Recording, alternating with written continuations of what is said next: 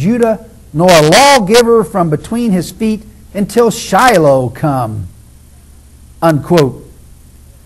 Christian theology would have us believe that Shiloh is Jesus, and Judah would not lose the scepter until he arrived. This explanation is disproven by many considerations. A, the scepter did depart from Judah, and it happened 600 years before Jesus was born. The king of Judah, Zedekiah, was carried away captive by Nebuchadnezzar, and all the leading Jews were taken away to Babylon 588 years before the birth of Christ. You might look at, for instance, 2 Kings 25:8.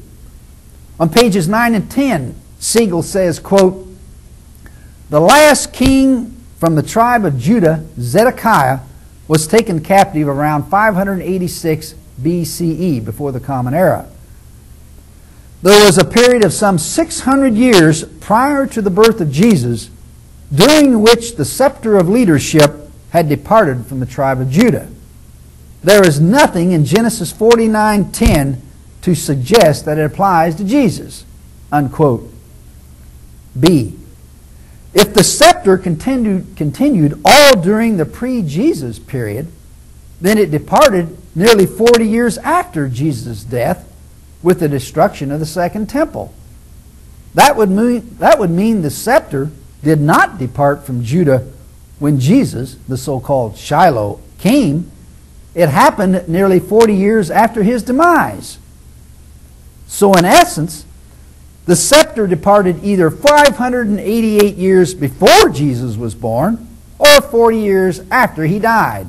In either case, it did not happen when Jesus, who is allegedly Shiloh, appeared.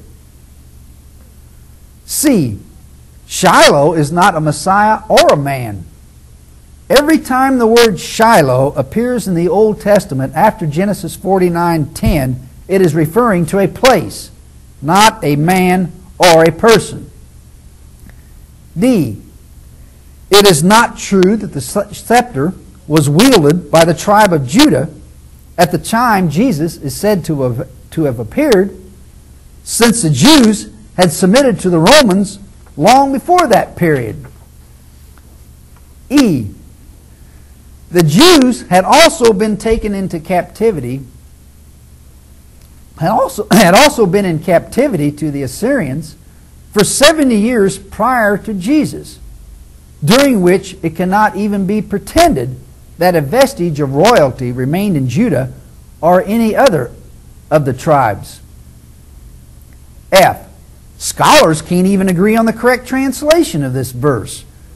Many say that the correct Hebrew translation is, "until he comes to Shiloh," which clearly implies Shiloh is a place, not a person.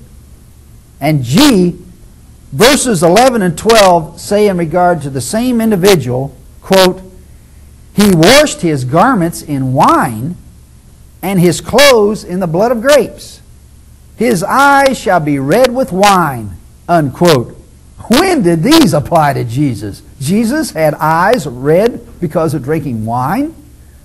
Simply put, the Shiloh in Genesis 49:10 can't be Jesus. Our fourth prophecy is Numbers 24:17-19, which says, quote, "I shall see him, but not now. I shall behold him, but not nigh. There shall come a star out of Jacob, and a scepter shall rise out of Israel, and shall smite the corners of Moab, and destroy the children of Sheth. And Edom shall be a possession. Out of Jacob shall come he that shall have dominion, and shall destroy him that remains of the city." Unquote. How could this possibly be a messianic prophecy of Jesus, as Christians claim?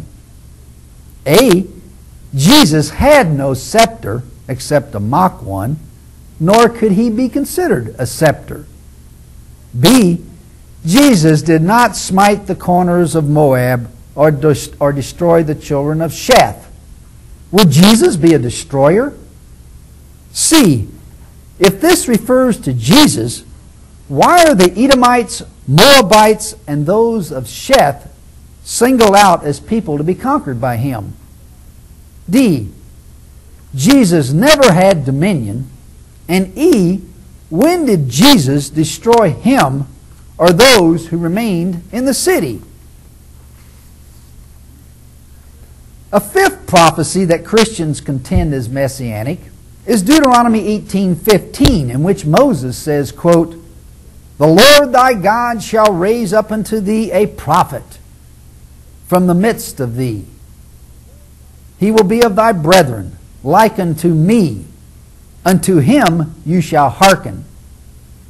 And also they rely upon the 18th verse for messianic claims, in which Moses quotes God as saying, quote, "I will raise them up a prophet from among their brethren, like unto thee," thee meaning Moses, "and will put my words in his mouth, and he shall speak to them all that I shall command him," unquote. Jesus couldn't be the prophet referred to in these comments because A, "unto him you shall hearken" doesn't apply to Jesus, since the Jews didn't follow him, but contributed to his demise. B, God put words into the mouth of Jesus and commanded him. And C, this prophecy could apply to any one of hundreds of prophets. Why assume it's Jesus? On page 17 in his book, Siegel states, quote, "It is claimed by Christian missionaries that these verses constitute a prophetic reference to Jesus.